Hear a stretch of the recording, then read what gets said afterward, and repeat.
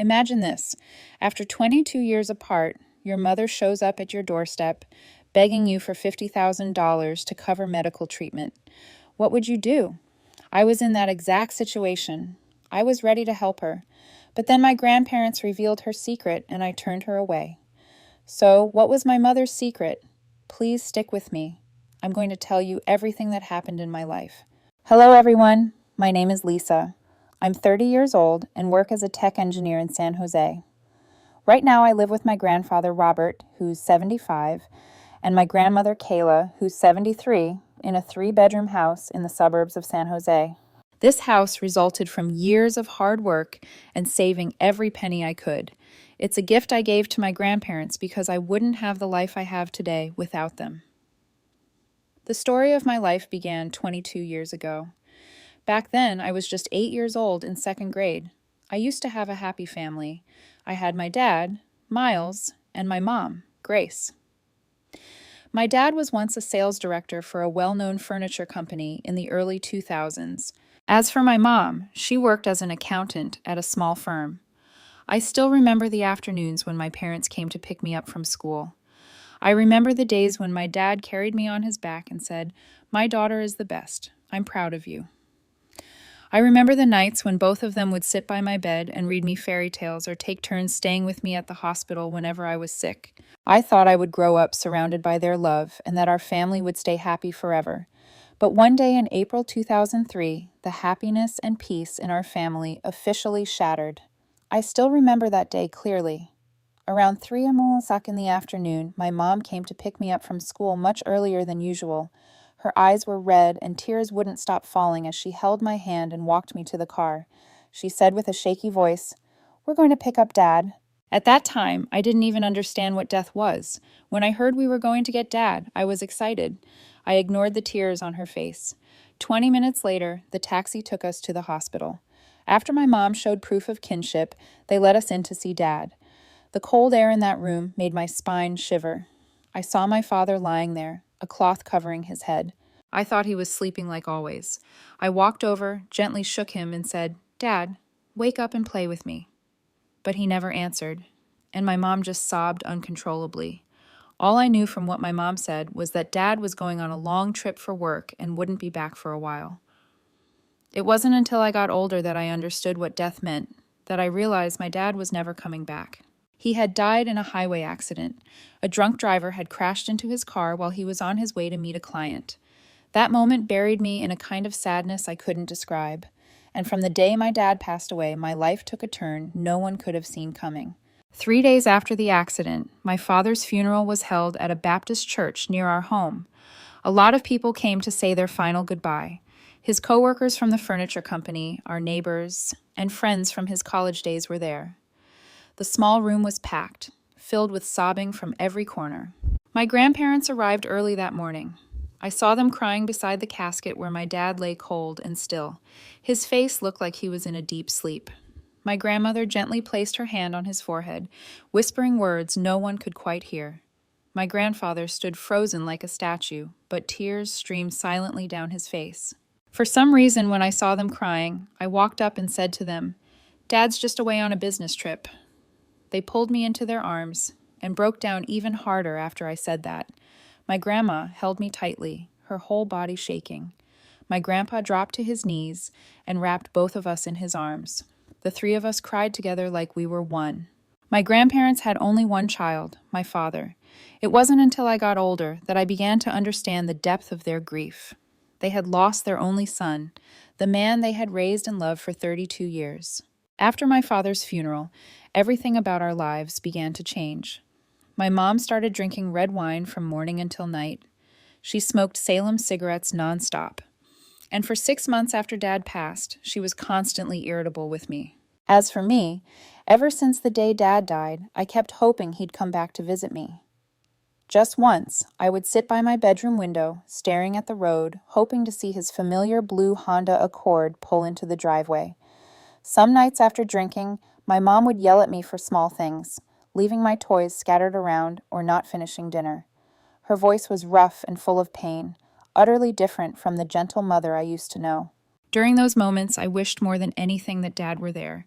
He would have stood up for me, hugged me, and said, "It's okay, daughter. I understand." Thankfully, even without Dad, I still had my grandparents' love. They started visiting more often. Sometimes they'd even take me to their house on the weekends. Their tiny home had a backyard where I could run around and, at least for a while, forget about the sadness. Every time they saw the state my mom was in, her eyes bloodshot from wine and cigarettes, her hair a tangled mess, they never said a word. They knew she was hurting deeply after losing Dad, and they understood she needed time to grieve. As for me, all I wanted back then was to return to the way things used to be when I still had both my mom and dad, when life was simple and the house was full of laughter. About 6 months after my dad passed away, my mom started to change. Suddenly and unexpectedly, she no longer snapped at me as she had in those first few months. The bottles of red wine and packs of Salem cigarettes disappeared from the house. Instead, I noticed her paying more attention to how she looked. She returned to work at her old accounting office, wearing neat black suits and sometimes a light perfume I had never smelled before. I felt a wave of relief when I saw her smiling again. I thought maybe finally she had made it through the pain of losing Dad.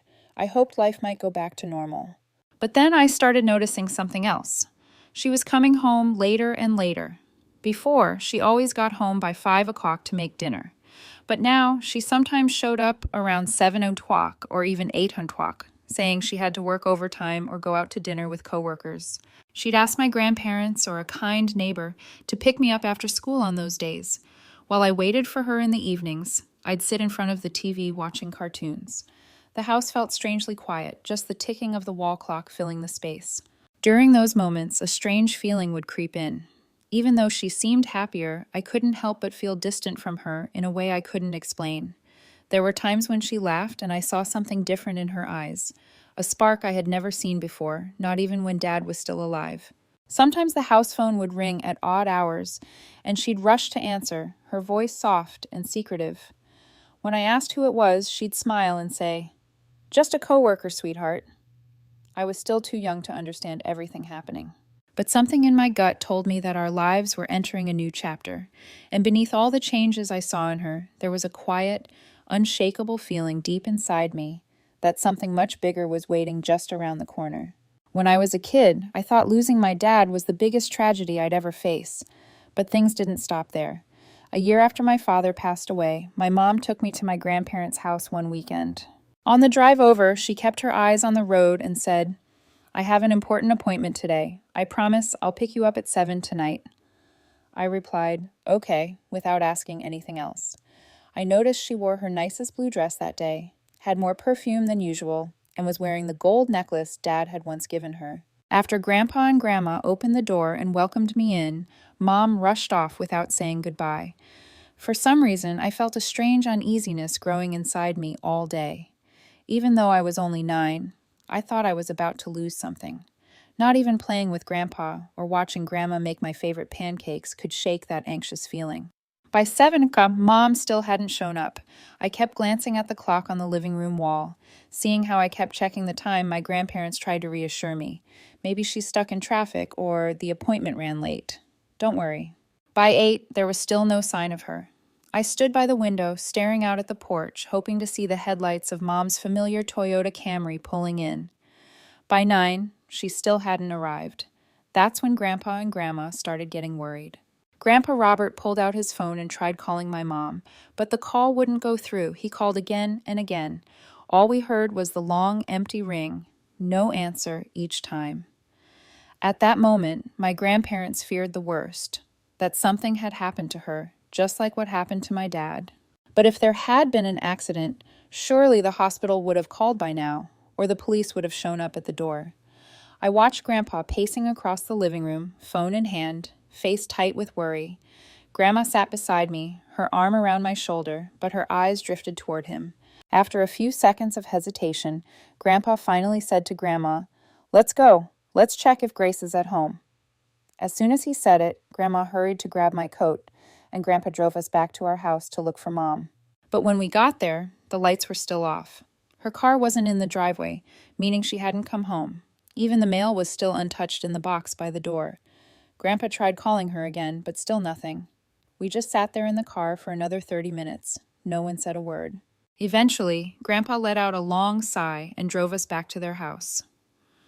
That night, I stayed in the small bedroom that was my dad's when he was a kid, but I couldn't sleep. That strange feeling wouldn't go away, like something terrible was about to happen. The next morning, my grandparents drove me back to our house to look for my mom. On the way, I kept hoping to see her car parked in the driveway. But as we turned onto our familiar street, the first thing we saw made us freeze. A large white paper was taped to the front gate with bold red letters, "House for rent, call landlord." And I just stared in disbelief. I looked at that sign, unable to process what was happening. This was where I was born and raised. The house with Dad's old room, my toys, and the lingering scent of Mom's perfume. Without saying a word, Grandpa Robert quickly pulled out his cell phone and dialed the number listed on the rental notice. His hand was shaking as he tapped in each digit. As soon as the call connected, I heard him speak, his voice tight and urgent. "Hello, this is Robert Miller. I want to ask about the previous tenant." After a brief exchange, Grandpa's brow furrowed and his face grew even more serious. The property owner agreed to meet us at the house in 15 minutes. While we waited, we sat silently in the car. Grandma Kayla kept gently running her hand over my head, whispering, "It's okay, sweetheart. It's going to be okay." But I could see the tears welling up in her eyes. I looked at our house, the cream-colored walls, the green front door I had run through thousands of times. Everything looked the same, but it all felt completely different now. It was like the house no longer belonged to me. 15 minutes later, a gray Honda Civic pulled up before the gate. A woman in her 50s, with brown hair tied in a ponytail, stepped out of the car. Mrs. Henderson was the landlord who had been renting the house to my parents for years. As she walked toward us, Grandpa opened the car door and stepped out. His face was firm, ready to ask the kind of questions he already knew would be hard to hear. At that moment, I knew something about this conversation would change my life forever. Grandma and I stepped out of the car and followed Grandpa. My legs felt heavy like they were made of lead, and with each step toward Mrs. Henderson, my heart beat faster. After a few polite greetings, the landlord looked at us with sympathetic eyes and said, "Grace gave notice to vacate this house 2 months ago. Yesterday was her final day here." Upon hearing that, Grandma gasped, "Oh my God," and immediately pulled me into her arms. Her body trembled, and I could feel the shock ripple through her. As for me, just 9 years old, I couldn't fully grasp everything. But I knew one thing. My mom had abandoned me. She'd planned this all along. She had dropped me off at my grandparents' house and then quietly disappeared without a single explanation. A cold chill ran down my spine like someone had poured a bucket of ice water over me. While I was still trying to process it all, Mrs. Henderson looked down at me gently and asked, "You must be Lisa, right?" Before I could answer, Grandpa stepped in and said quickly, "Yes, she's Lisa, and we're her grandparents." As soon as he said that, Mrs. Henderson released a relieved sigh and informed us. After returning the keys, Grace left behind 2 suitcases for Lisa and an envelope for you.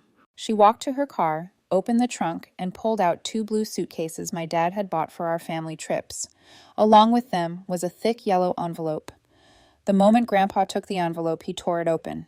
I couldn't see what was inside, but his expression darkened as he read it, and his face turned pale. A few seconds later, he said through gritted teeth, "Grace, I was so wrong about you." Seeing the anger on his face, Grandma quickly asked, "What is it, Robert?" He handed her the envelope, his voice cracking as he answered, "Look for yourself. She gave up custody. She left the girl behind." That was when I finally understood. Inside that envelope were the papers, the legal documents where my mother relinquished guardianship, papers that could completely change a child's life. It meant that I was now officially an orphan, or more accurately, my mother had truly left me, and I didn't even know why. She had been preparing everything for the past 2 months, finding a new place, filing legal documents, packing up my belongings, all in secret. Looking down at the 2 suitcases, I realized they held everything left of my childhood. My clothes, toys, school books, neatly packed away like memories sealed in a box. Tears started falling down my cheeks.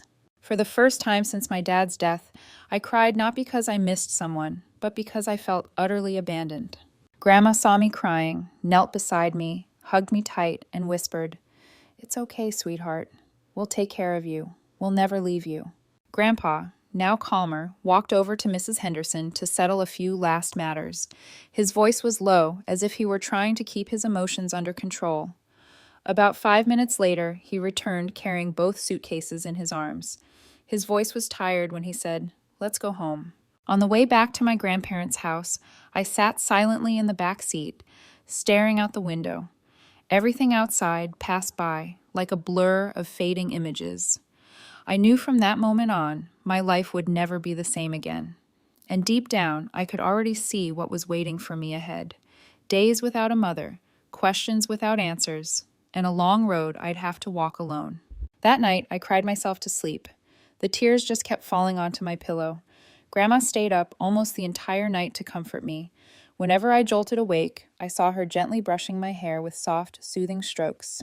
The warm yellow light of the night lamp lit her face, and I could see the deepening lines of worry on her forehead, and her eyes were red from staying up so late. Whenever I sobbed, Grandma would quietly hum lullabies, the same ones she used to sing to me when I was little. Her voice was raspy and trembling, but full of love. Grandpa would occasionally come in to check on us.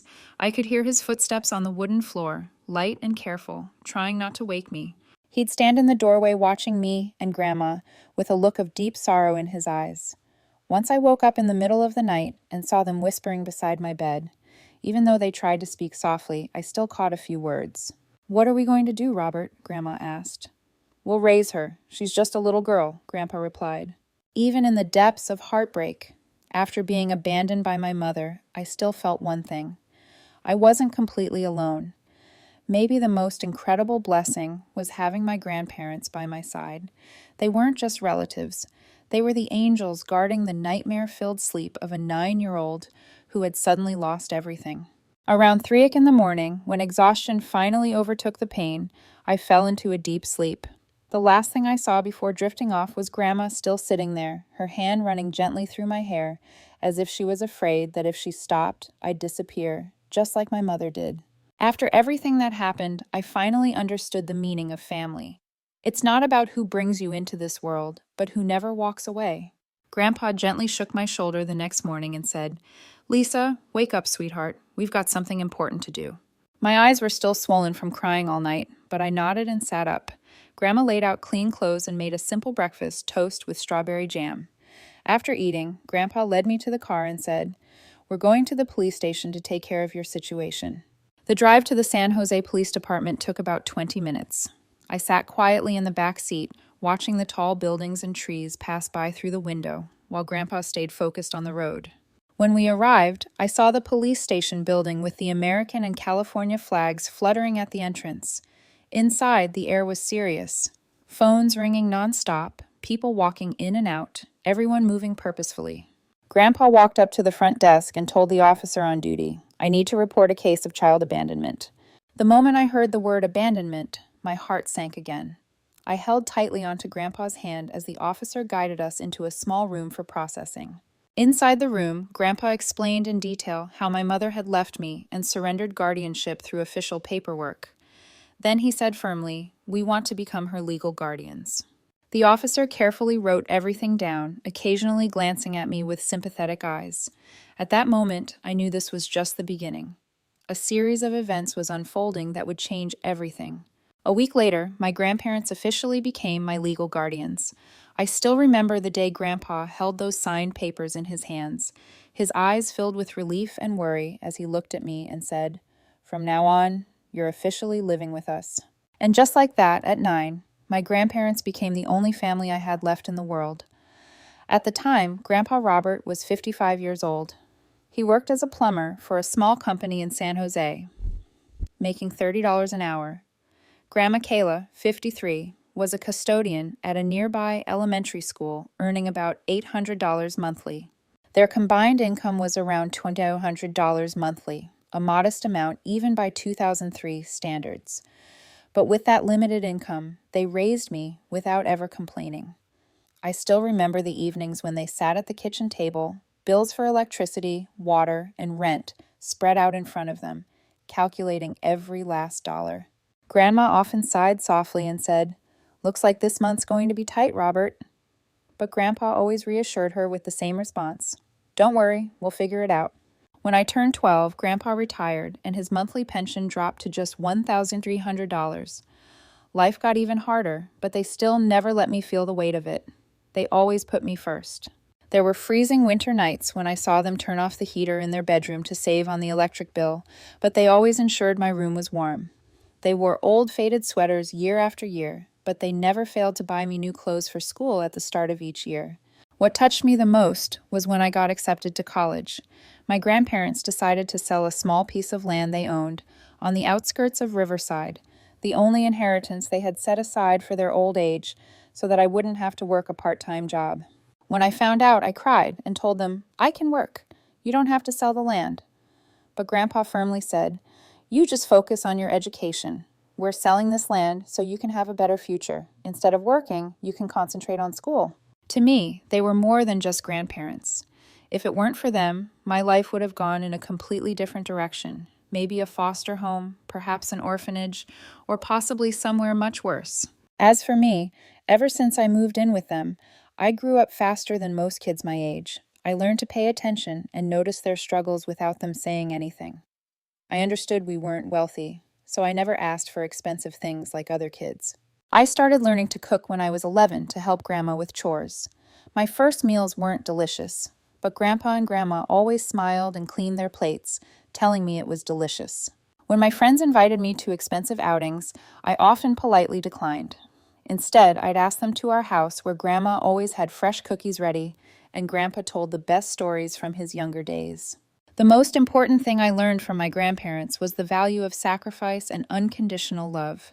They taught me that family isn't about blood, but who's willing to give you everything they have. Every night before bed, I'd lie there and thank life for giving me two people like them. Life wasn't easy, but I never felt unloved for a moment. Because of my grandparents' quiet sacrifices, I promised myself that I would study hard and never let them down. And I kept that promise. Throughout high school, I maintained the highest grades in my class. Every night, long after Grandpa and Grandma had gone to bed, I stayed under the glow of a small desk lamp, finishing my homework. I knew that every A I earned was my way of repaying the love they had poured into me. When I got the letter saying I had received a full scholarship to the University of California, San Jose, Grandpa hugged me tightly and said, his voice choked with emotion, "Your dad would be so proud if he could see you today." 4 years later, I graduated with honors in information technology. Right after that, I landed a job at a major software company in Silicon Valley, starting at $75,000 a year. The day I received my first paycheck, I drove straight to the mall and bought new clothes for my grandparents. I picked out a sleek gray suit and high-quality dress shirts for Grandpa. For Grandma, I chose a floral dress and a soft wool cardigan. When I handed them the shopping bags, Grandma started to cry and said, "You don't have to buy us expensive things, sweetheart." But I looked at her and said firmly, "This is just the beginning. I will make you both proud over and over again." In the years that followed, I worked hard and saved every penny.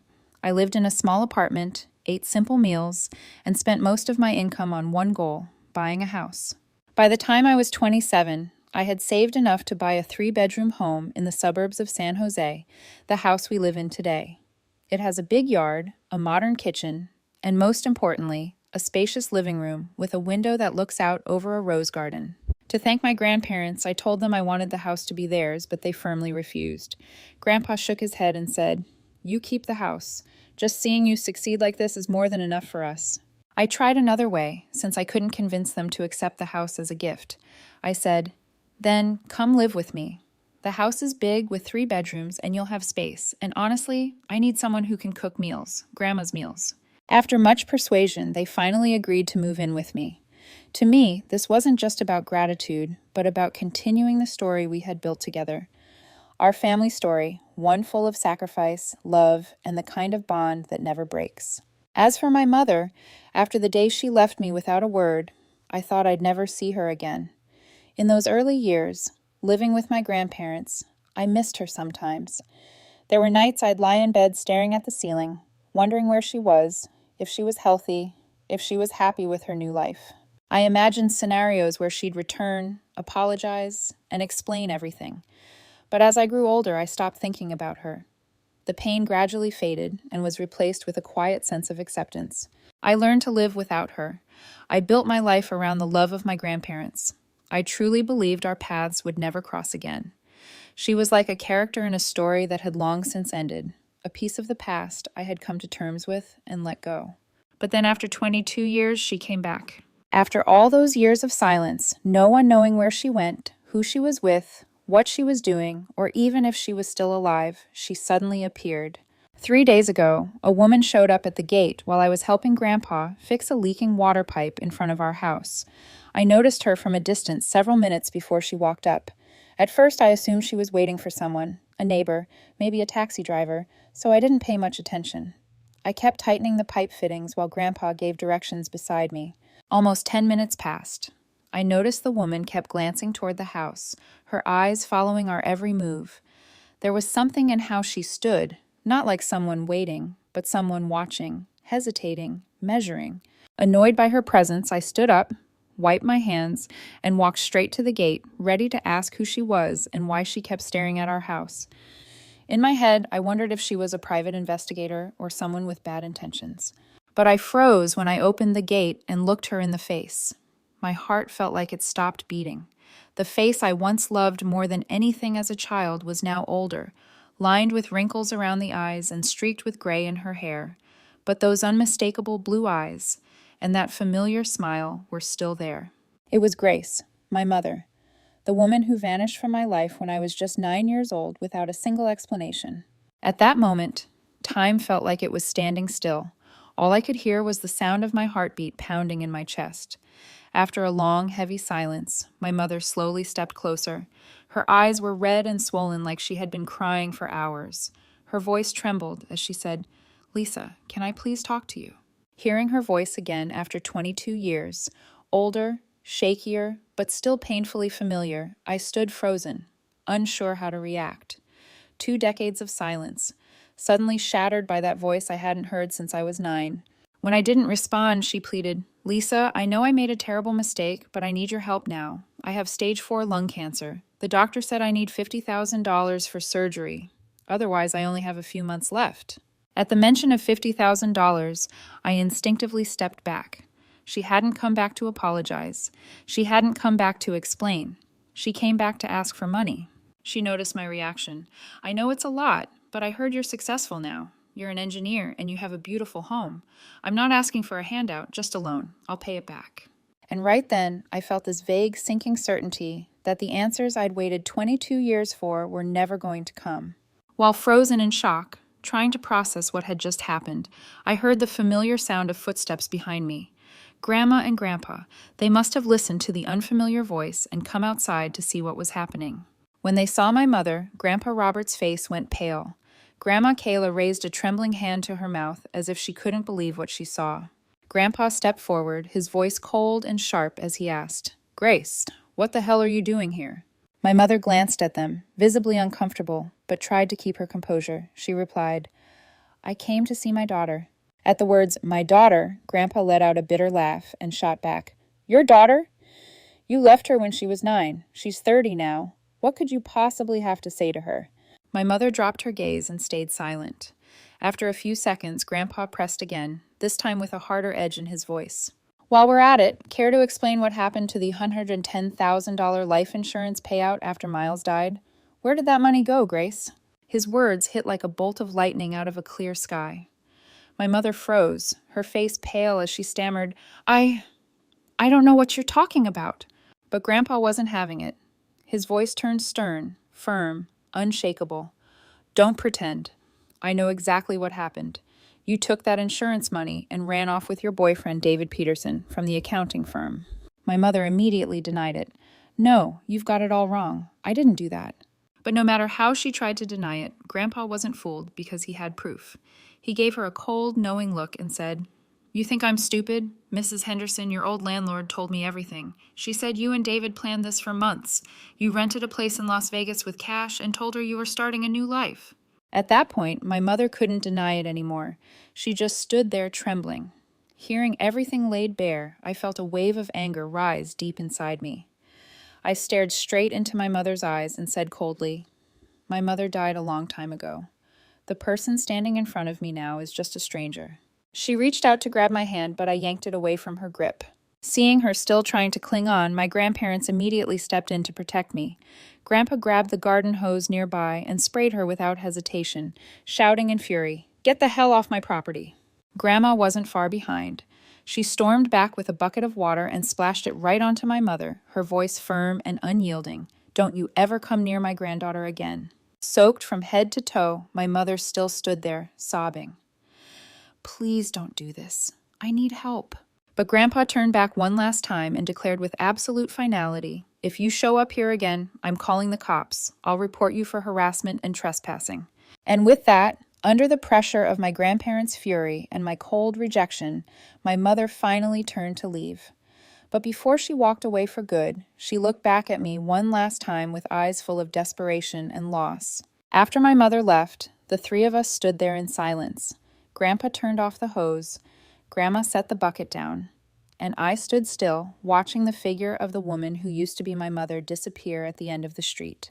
Grandma gently walked over and placed a hand on my shoulder. "Are you okay, sweetheart?" she asked softly. I shook my head, but not out of distress. I felt something unexpected, relief. "I'm okay," I said. "Actually, I feel at peace." Grandpa nodded knowingly and said, "You did the right thing. Some people don't deserve forgiveness, even if they share your blood." That evening, the three of us sat around the dinner table like always. Grandma made my favorite roast chicken. Grandpa told old stories. I shared updates about a new project at work. Everything felt normal, as if nothing had happened. But inside, I knew a chapter had quietly closed. I had finally understood that family isn't defined by who gives you life. It's determined by who stays with you through every rise and fall and never lets you go, even in the darkest moments. Robert and Kayla Miller, my grandparents, are my true parents. They taught me what unconditional love looks like. They taught me about sacrifice that asks for nothing in return and loyalty that never fades. Before bed that night, I hugged them tightly and said, "Thank you for saving me, not just from being an orphan, but from becoming someone like her." Grandma smiled and gently stroked my hair, like she used to when I was a little girl. "You're the pride of our lives," she said. "You've grown into a good woman. That's all we ever wanted." Today, as I share this story with you, I want to leave you with this. Sometimes life's deepest wounds lead us to life's greatest blessings. If my mother hadn't abandoned me, I might never have known the depth of my grandparents' love. And if you're someone going through something similar, please remember, family isn't just blood. Family is found in the hearts that choose to love and protect you no matter what. That's my story. Thank you for listening. And before I end it, I want to ask you one question. If you were me, if your mother showed up after 22 years, would you help her? Share your thoughts in the comments below. I genuinely want to hear them. And don't forget to like and subscribe. Your support helps us keep sharing stories that matter. Thank you so much.